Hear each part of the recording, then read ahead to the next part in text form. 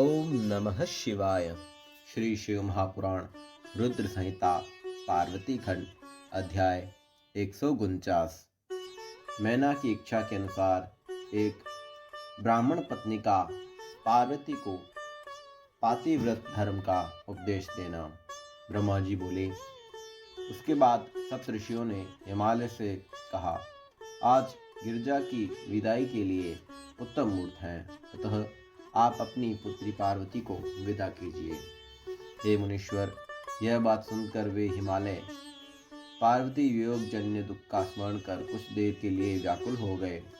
फिर कुछ काल के अंतर चेतना प्राप्त होने पर ऐसा ही होगा, यह कहकर उन्होंने मैना को संदेश भेजा। हे मुने, शैल का संदेश सुनकर मैना हर्ष तथा शोक से युक्त हो गई और गिरजा को विदा करने के लिए उद्यत हो गई। हे मुनि, हिमाचल प्रिया उन मैना ने प्रथम वेद तथा अपने कुल रीति संपन्न की। फिर पार्वती की यात्रा के निमित्त वे नाना प्रकार के मांगलिक विधान करने लगी।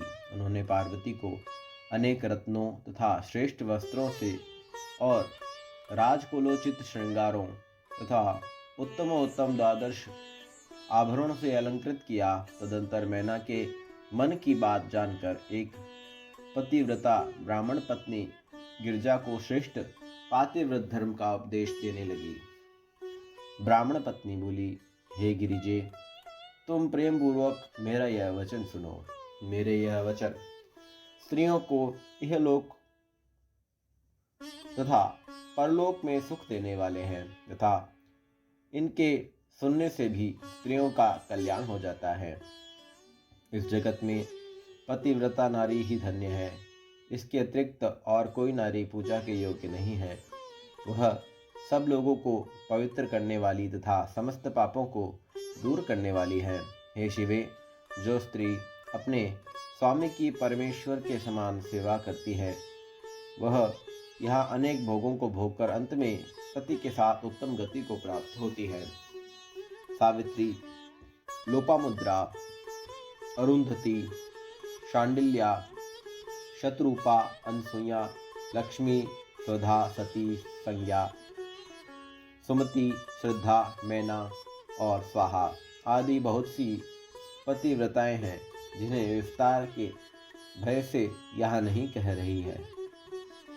ये सभी पातिव्रत धर्म के प्रभाव से ही जगत में मान्य और पूज्य हुई।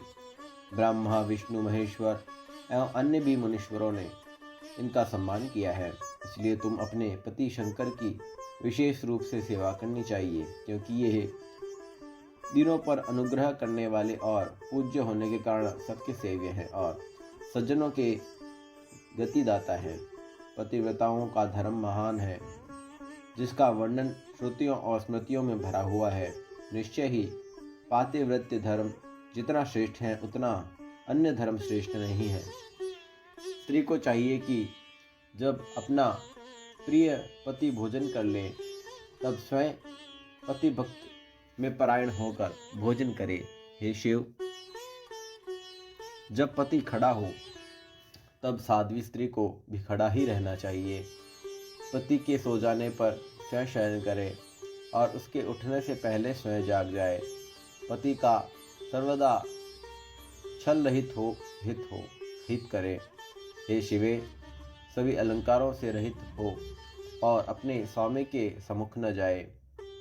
जब स्वामी कार्यवश परदेश चला जाए, तो कभी शरीर का श्रृंगार और संस्कार न करे। पतिव्रता स्त्री को चाहिए कि वह पति का नाम कभी न ले। पति के द्वारा क्रुद्ध होकर कठोर वचन कहने पर भी उसे बुरा वचन न कहे और पति के शासित करने पर भी प्रसन्न रहे।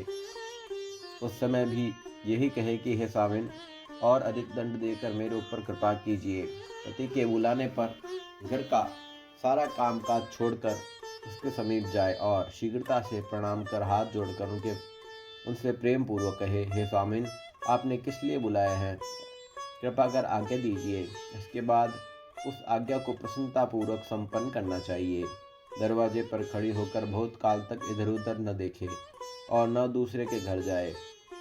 किसी का भेद लेकर किसी के अन्य के सामने उसको प्रकाशित न करे। बिना कहे ही पति के लिए पूजन की सामग्री प्रस्तुत करे और पति के हित के लिए निरंतर अवसर की प्रतीक्षा करती रहे। पति की आज्ञा के बिना कभी भी तीर्थ यात्रा के लिए न जाए और किसी समाज और उत्सव को देखने के लिए भी न जाए।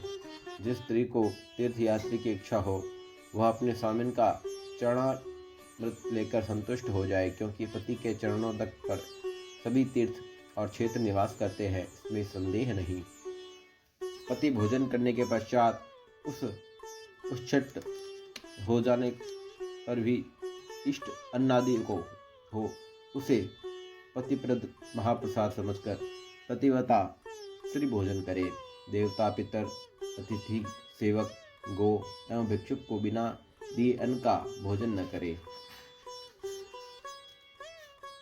घर की समग्र सामग्री ठीक तरह से रखे, नित्य उत्साहयुक्त तथा सावधान रहे और अधिक व्यय न करे। इस प्रकार सर्वदा पातिव्रत धर्म का पालन करे। पति की आज्ञा के बिना कोई उपवास और व्रत न करे, अन्यथा उसका फल नहीं होता है और उसे नरक की प्राप्ति होती है। सुखपूर्वक आनंद से बैठे हुए तथा अपनी इच्छा से रमण करते हुए पति को आवश्यक कार्य आ पड़ने पर भी न उठाएं।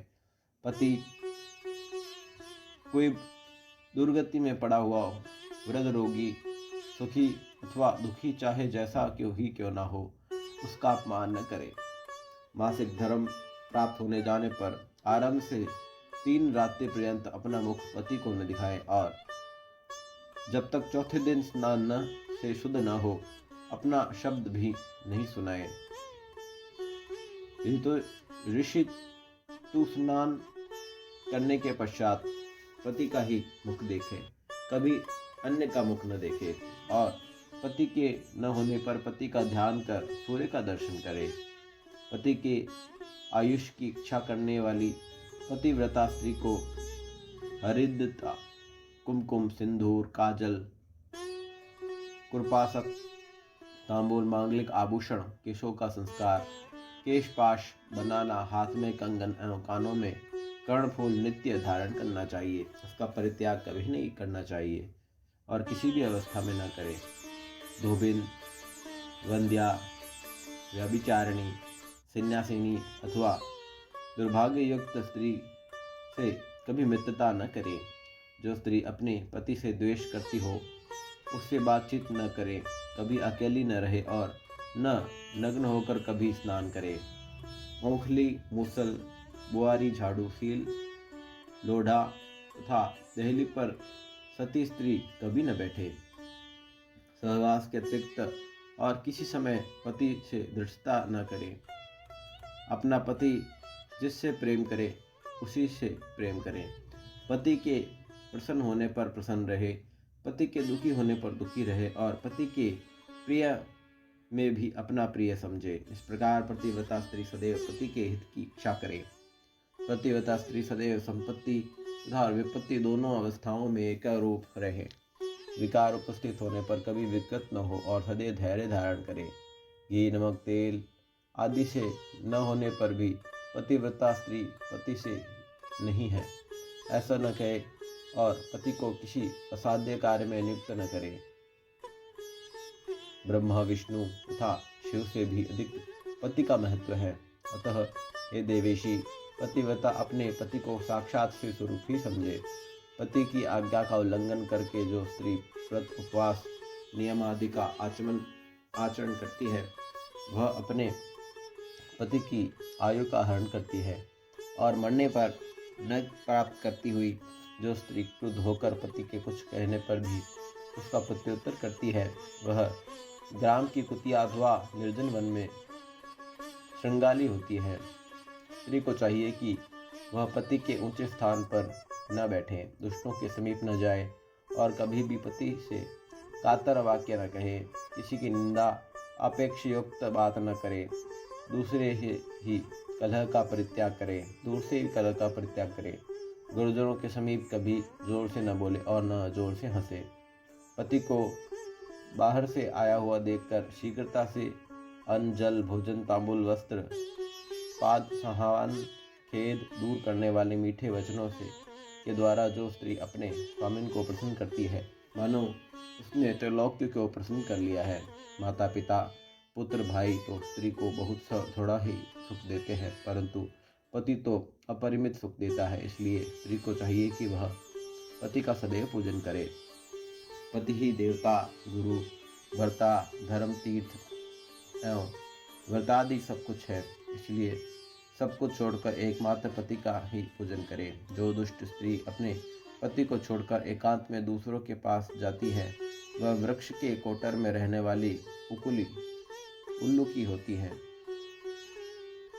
जो स्वामिन के द्वारा ताड़न करने पर स्वयं भी ताड़न करना चाहती है। वह वृषभ भिक्षुणी व्याघ्री होती है, जो अपने पति को छोड़कर अन्य से कटाक्ष करती है। वह केकराक्षी होती है, जो अपने पति को बिना दिए मिष्ठान खा लेती है। वह ग्राम की सूरी अथवा अपनी विष्ठा खाने वाली उल्गू बकरी होती है, जो अपने पति को तू कहकर बोलती है। वह जन्म जन्मांतर में गूंगी होती है, और जो अपनी सपत्नी सौत से दाह करती है, वह बारंबार विधवा होती है। जो अपने स्वामिन की दृष्टि बचाकर किसी अन्य पुरुषों को देखती है, वह काणी कुमुखी और कुरूपा होती है। जैसे जीव के बिना देह क्षण मात्र से अशुचि हो जाता है, उसी प्रकार अपने स्वामिन के बिना स्त्री अच्छी तरह स्नान करने पर भी वह अपवित्र ही रहती है। इस लोक में उसकी माता धन्य है और उसके पिता भी धन्य है, अथवा उसका वह पति भी धन्य है, जिसके घर में पतिव्रता स्त्री का निवास होता है। पतिव्रता स्त्री के पुण्य से उसके पितृवंश, मातृवंश और पतिवंश के 3-3 पूर्वज स्वर्ग में सुख भोगते हैं। दुराचारिणी स्त्रियां अपने दुराचरण के कारण माता पिता पति इन तीनों कुलों को नरक में गिराती हैं, और वे इस लोक तथा परलोक में सदैव दुखी रहती हैं। पतिव्रता के चरण जहाँ जहाँ पड़ते हैं, वहाँ की पृथ्वी सदा पाप का हरण करने वाली तथा अत्यंत पवित्र हो जाती है। सर्वव्यापक सूर्य, चंद्रमा तथा वायु भी अपनी पवित्रता के लिए ही पतिव्रता का स्पर्श करते हैं, अन्य किसी कारण से नहीं। जल तो सदैव पतिव्रता का स्पर्श करना चाहती है। वे कहते हैं कि आज इस पतिव्रता के स्पर्श से हमारी जड़ता नष्ट हो गई है, हमें दूसरे की पवित्र करने के योग्य प्राप्त हुई। भार्या ग्रस्त का मूल है, भार्या ही सुख का मूल है। धर्म फल की प्राप्ति संतान वृद्धि के लिए ही भार्या की अत्यंत आवश्यकता है। क्या अपने रूप लावण्य का गर्व करने वाली स्त्रियां प्रत्येक घरों में नहीं है, किंतु विश्वेश्वर में भक्ति करने से ही पतिव्रता स्त्री प्राप्त होती है। भार्या के द्वारा ही इस लोक तथा परलोक दोनों लोकों पर विजय प्राप्त की जा सकती है।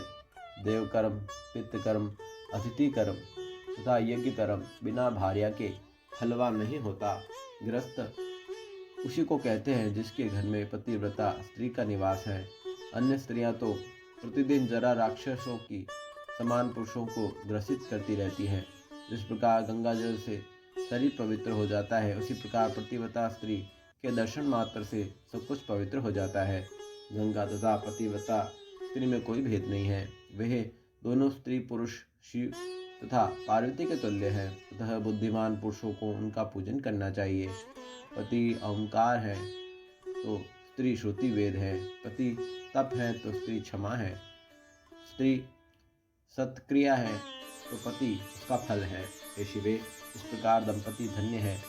हे पार्वती, इस प्रकार मैंने तुमसे पातिव्रत्य धर्म का निरूपण किया है। अब उन पतिव्रताओं के भेद सावधानी से के साथ प्रेम पूर्वक सुनो। उत्तम आदि के भेद से पतिव्रता स्त्रियां 4 प्रकार की कही गई है, जिनके स्मरण से पाप नष्ट हो जाता है। उत्तम, मध्य, निकृष्ट तथा अति निकृष्ट, ये 4 भेद पतिव्रताओं के होते हैं। अब मैं उनका लक्षण कह रहा हूँ, सावधान होकर उनको श्रवण करो। जिसका मन स्वप्न में भी किसी अपने पति को ही देखता है, कभी परपति में नहीं जाता। हे बद्री, वह उत्तम पतिव्रता कही गई है जो दूसरों के पतियों को पिता, भ्राता और पुत्र के समान सद्बुद्धि से देखती है। वह पार्वती वह मध्यम पतिव्रता कही गई है। हे पार्वती, जो स्त्री मन में अपना धर्म समझकर व्यभिचार नहीं करती, वह सुंदर चरित्र स्त्री निकृष्ट पतिव्रता अधमा कही गई है। जो मन में अच्छा रहते हुए भी पति एवं कुल के भय से व्यभिचार नहीं करती, उसको पुरातन लोगों ने अति निकृष्ट पतिव्रता कहा है। हे शिवे, ये 4 प्रकार की पतिव्रताएं पाप हरण करने वाली हैं, संपूर्ण लोकों को पवित्र करने वाली हैं और इस लोक एवं परलोक में आनंद प्रदान करने वाली है। पातिव्रत्य के प्रभाव से ही अतिप्रिया अनसुईया ने तीनों देवताओं की प्रार्थना पर वराह के शाप से मरे हुए ब्राह्मण को जीवन दान दिया था। हे शिवे, ऐसा जानकर तुमको नित्य प्रेम पूर्वक अपने पति की सेवा करनी चाहिए, क्योंकि हे शैलपुत्री, ऐसा करने से तुम्हारे संपूर्ण मनोरथ पूर्ण होंगे। तुम तो साक्षात जगत की माता तथा महेश्वरी हो और जगत पिता महेश्वर तुम्हारे साक्षात पति है। तुम्हारे नाम के स्मरण मात्र से ही स्त्रियां पतिव्रता होंगी। हे देवी, तुम्हारे आगे इस कथन से क्या प्रयोजन? फिर भी हे शिवे, संसार के आचरण के लिए उनका मैंने तुम्हें यह सब कुछ कहा है। ब्रह्मा जी बोले। इस प्रकार कहकर वह द्विज पत्नी भगवती को प्रणाम कर मौन हो गई और उस उपदेश के श्रवण से शंकर प्रिया शिवा अत्यंत प्रसन्नचित्त हो गई। ओम नमः शिवाय। श्री शिव महापुराण रुद्र संहिता पार्वती खंड अध्याय 149 संपूर्ण हुआ।